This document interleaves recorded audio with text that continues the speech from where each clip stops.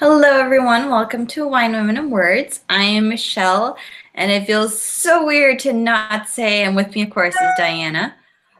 She is having some technical difficulties. We're hoping she'll pop up at some point during the show. But if not, it will just be me this evening. We do have a special guest tonight, our return guest, Holly Kammier. Hi, Holly. Thank you so much for joining us again. Hi, Michelle. Thanks for having me.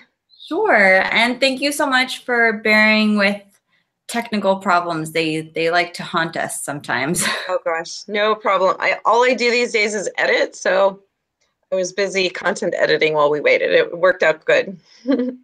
Oh, see, and usually I always feel like when I'm supposed to be doing something else is when when I can be super productive with writing. So like those windows of unexpected time are usually the most productive.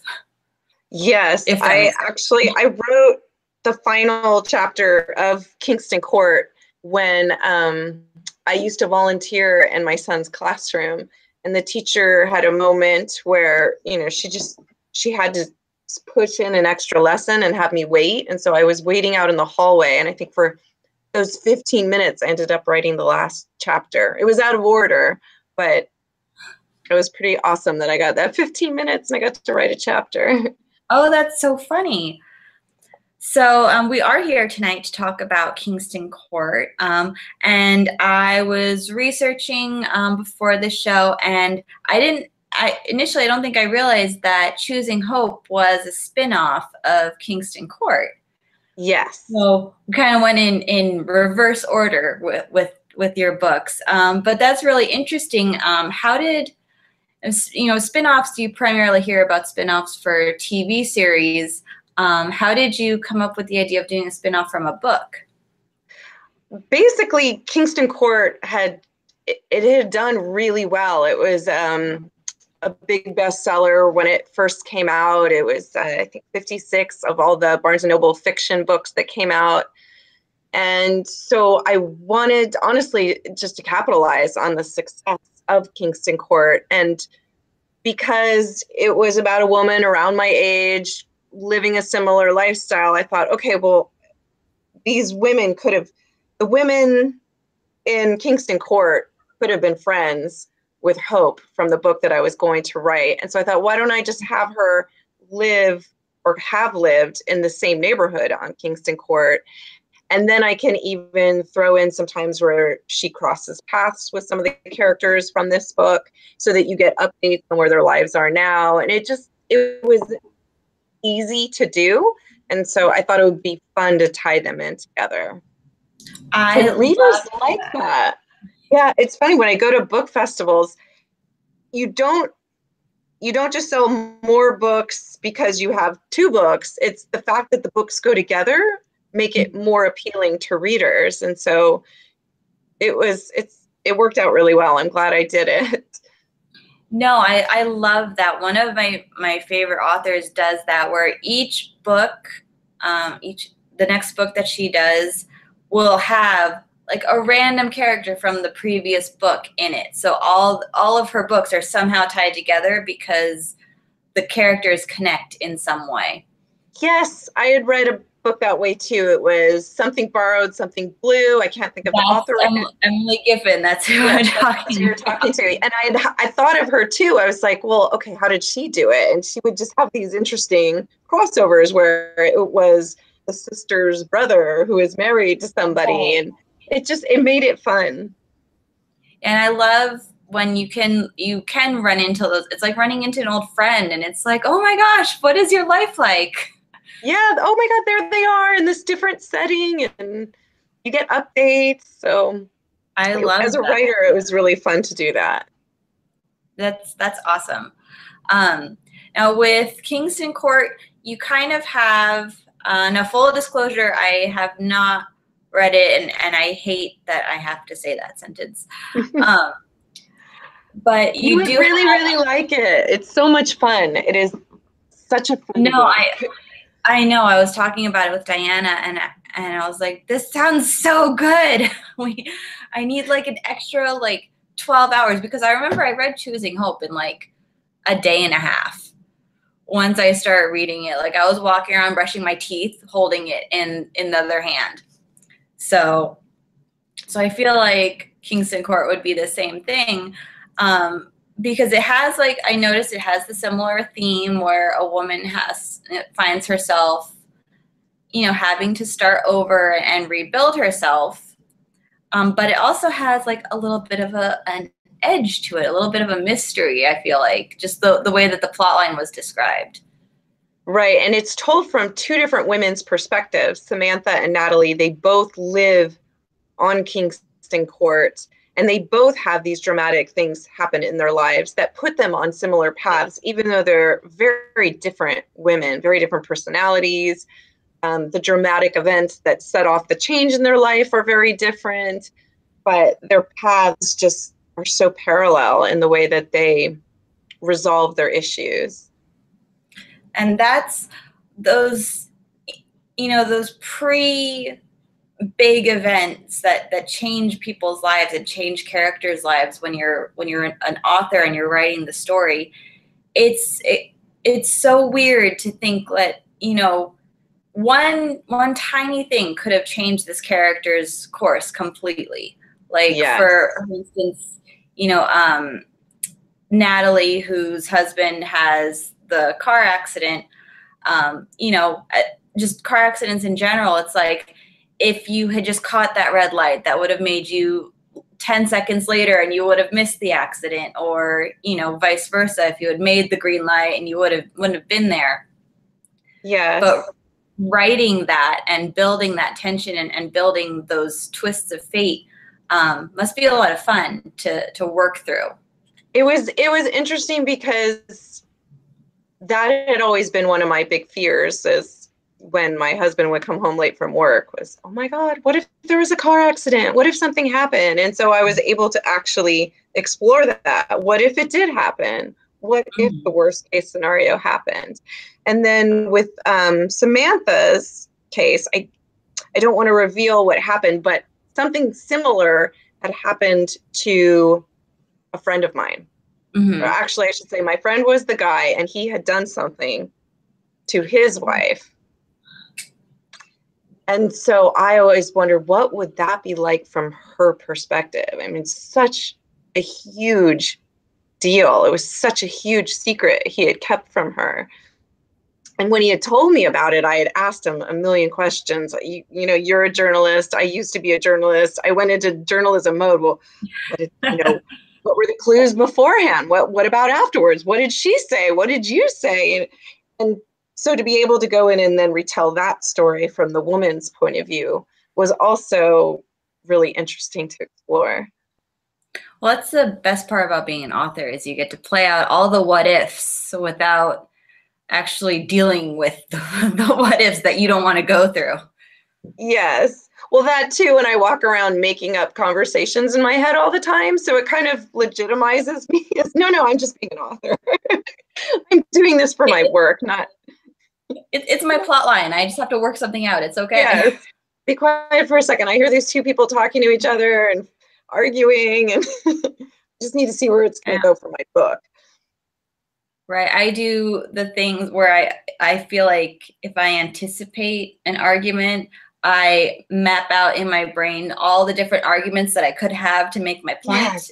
Yes, me too. So being an author, you can actually then take those points and put them to work instead of just letting them pass you by.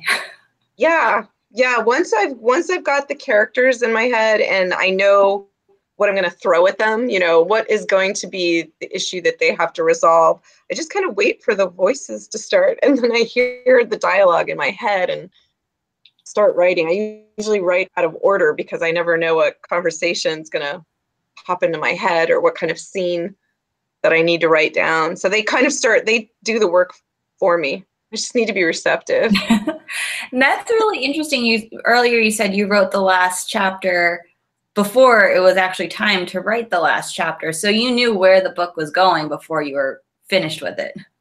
I didn't. I just knew that last chapter. It's a scary way to write. I have no plot line, no map. I hear the voices, I write the scenes down, and then that particular scene was just a huge epiphany. It was like, okay, that will be the end, but I have no idea how we're going to get there, and I don't really know what that means yet, but that's how it's going to end. That must be kind of stressful for you when you're getting like right in the thick of writing, where you're like, okay, so I have this scene, and are we going to put it before the scene or after that scene? Right. Well, the stress comes when I'm done, when I've written all these scenes, and then I go, oh my gosh, now I have to put this in order. So I have to write every chapter down and then print them out and set them out all around me, and then pull chapters that no longer make sense, write new chapters. It's a very inefficient way of writing. However, what's really cool in the reviews is that pretty much everyone reviewed it said they had no idea that that was going to happen next.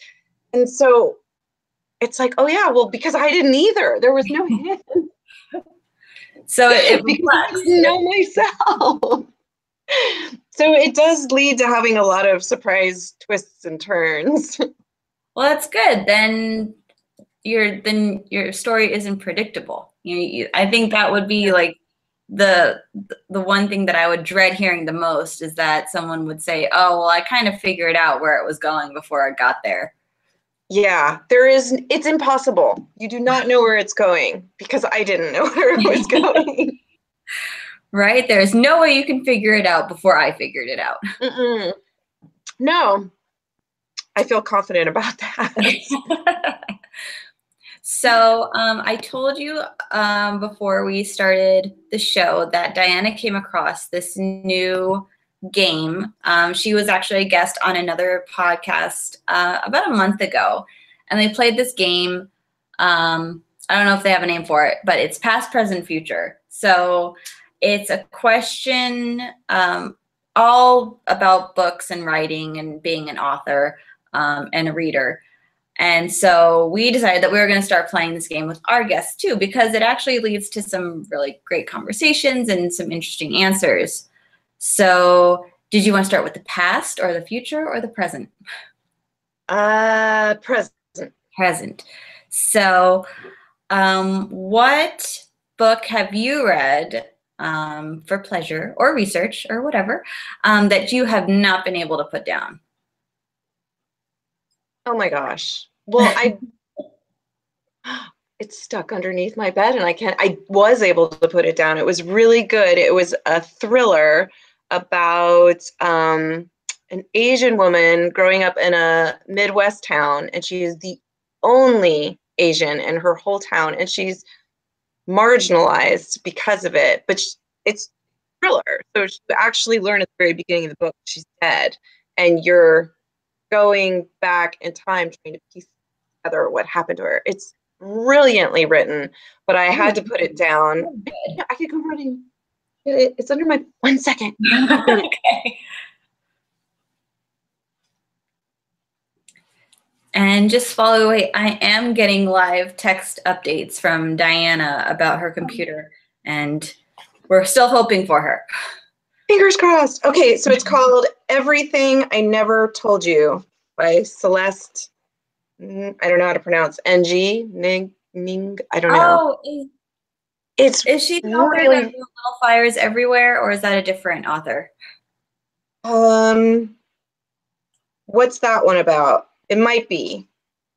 I feel I want out now that's doing really well. This was her first one. Okay, I'm gonna write that down because that sounds really good. It is so good. Yeah, she dies in the lake, but nobody knows. I mean, you're really trying to figure out, was it suicide? Did somebody push her in the lake?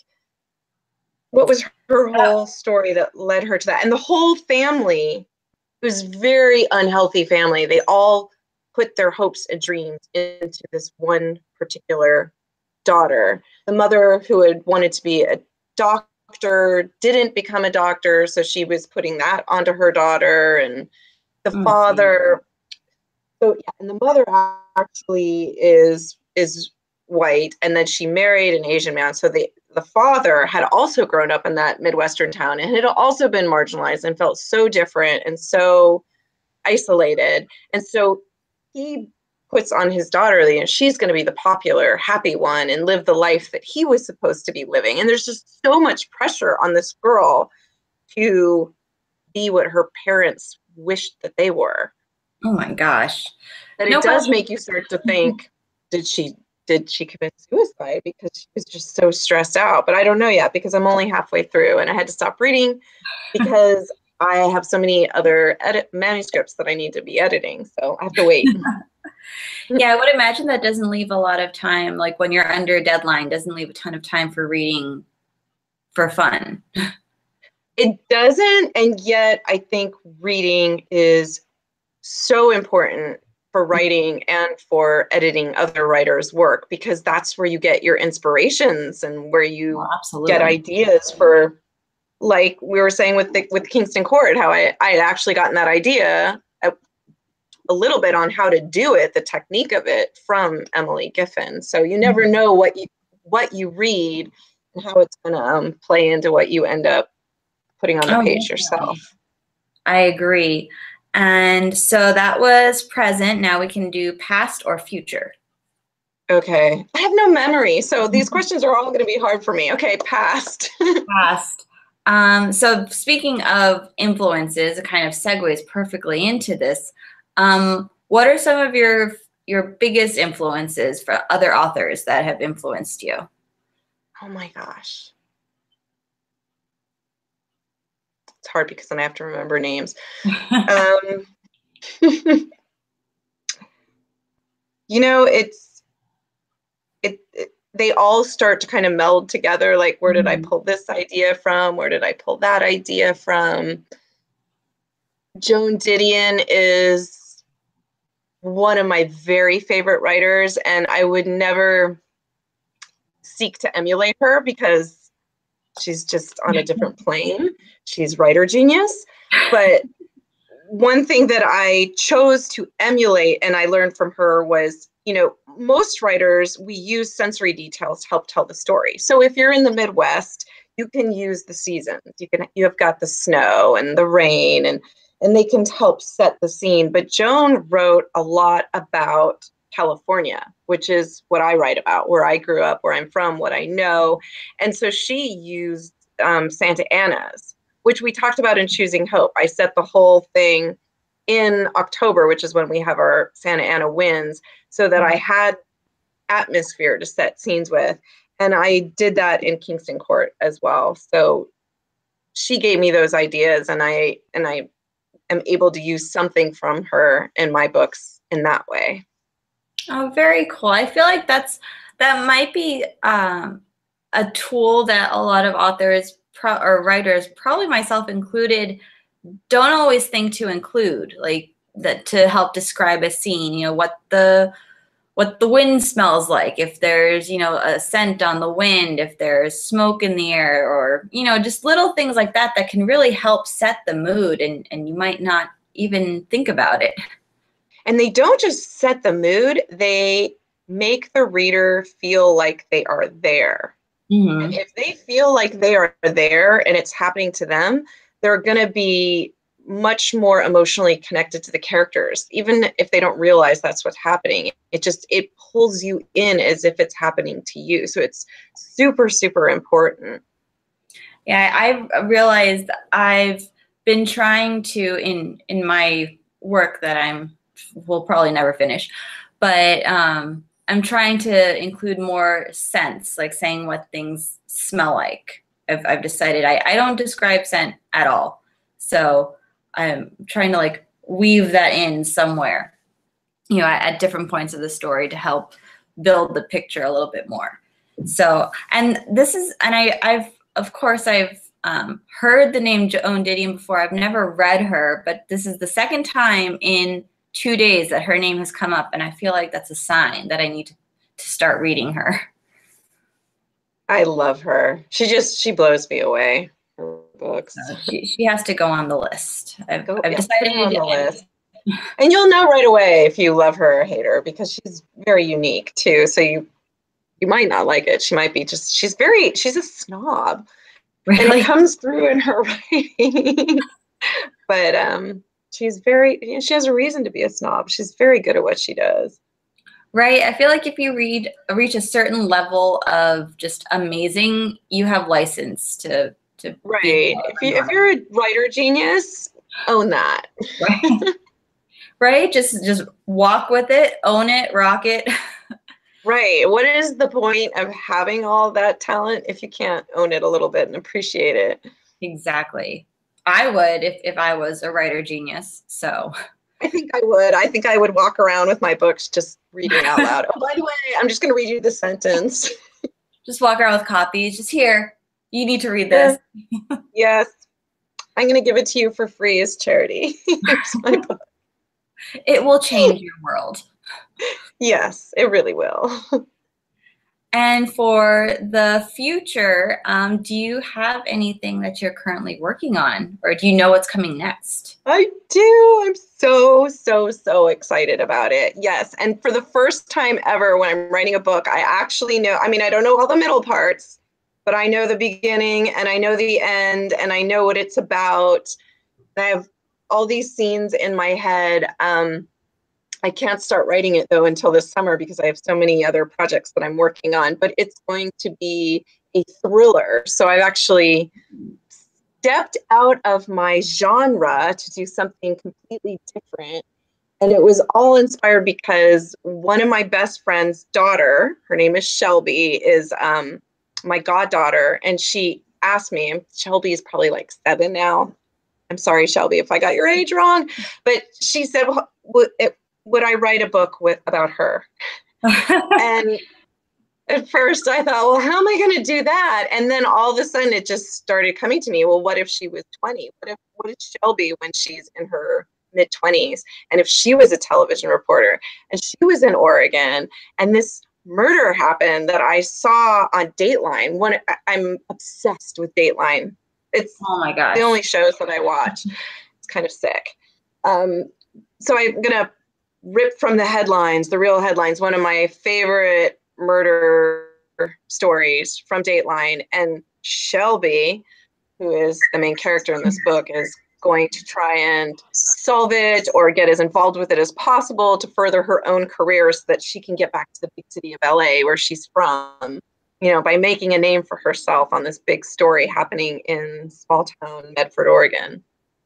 Ooh, I'm sure we've talked about it sometime. Diana is the historical fiction person, and I love historical fiction, but thrillers are really my area.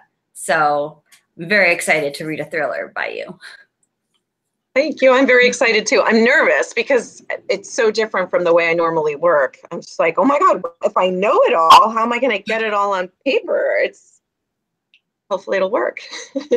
I know you are approaching it from a very organized standpoint, I feel like. Yes, like a real writer. It's kind of weird. Hopefully it will not be predictable. No, I don't. I feel like once you've established your writing style, even if you're changing genres, your writing style will be the same. I hope so. It'll be the 4th book that I have written. I haven't published all my books, but it'll be the 4th book that I've written. So I feel pretty strong in my voice. And the murder that I'm going to use is so twisted and shocking that hopefully that alone will make it kind of very whodunit, page turner. That's awesome. I've just been binging Criminal Minds for like the past 3 nights after the kids go to bed. So I'm like, I feel like I'm in that mindset right now. So is that, and I don't have a TV, I just watch Datelines on YouTube. Is Criminal Minds a real show or is it fiction? No, it's fiction. I don't know if they use real serial killers or real murderers to create their stories, but I mean they do like I often wonder who has the more twisted imagination, like people who think up these types of stories and serial killer murders, or like people who come up with like ghost stories. Because you have to have a very unique imagination to do both, but these serial killers can get a little intense sometimes. Yeah, I'm not going to try and invent my own. I'm just plagiarizing. No problem with that. I mean, Yeah, and then I'm going to weave in like a whole love story because, you know, I have to have some of course. And romance it's in a it. reporter, and I feel like that's screaming for Michelle to read it. Yes, you're going to have to read it. It's going to be fun. I absolutely will. You'll have to come back so we can talk about that book as well. Okay, maybe Shelby can join me. Oh, The real Shelby. I'll have Lily come down, come stay up one night, and she and Shelby can run the show. Oh my God, that would be so cute. We should do that. I'll pour like grape juice in a plastic wine glass for Lily, so she'll feel like That sounds like a. It's a really good idea. Now when we go food shopping, we'll pass like the wine section and she'll go, "Mom, do you need wine?" For your I don't know. show, for work. Like, I don't know if it's a good thing that you're asking me about wine, but no, we're good. Well, I know we are just about at the half-hour mark, and it doesn't look like Diana's going to make it tonight.